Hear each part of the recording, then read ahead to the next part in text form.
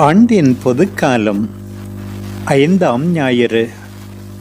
ஆண்டவரே, உலகின் பார்வையில் நான் தூக்கி வீசப்பட வேண்டிய ஒரு குப்பை தொட்டி.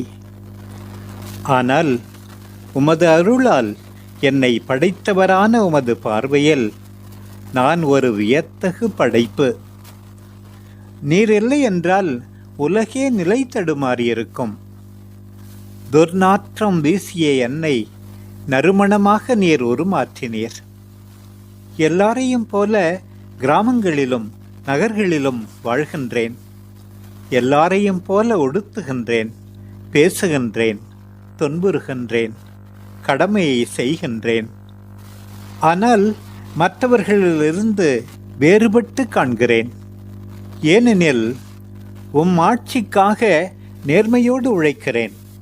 எனவே உம்மால் கண்டுகொள்ளப்படுகிறேன்.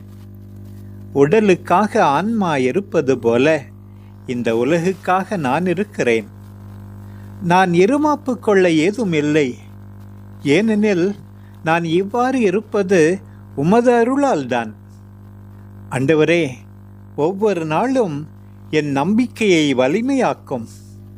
எல்லாரும் மீட்பின் வழியை கண்டடையும் பொருட்டு அவர்கள் முன் என் நற்செயல்களால் ஒளி வீசச் செய்யும்.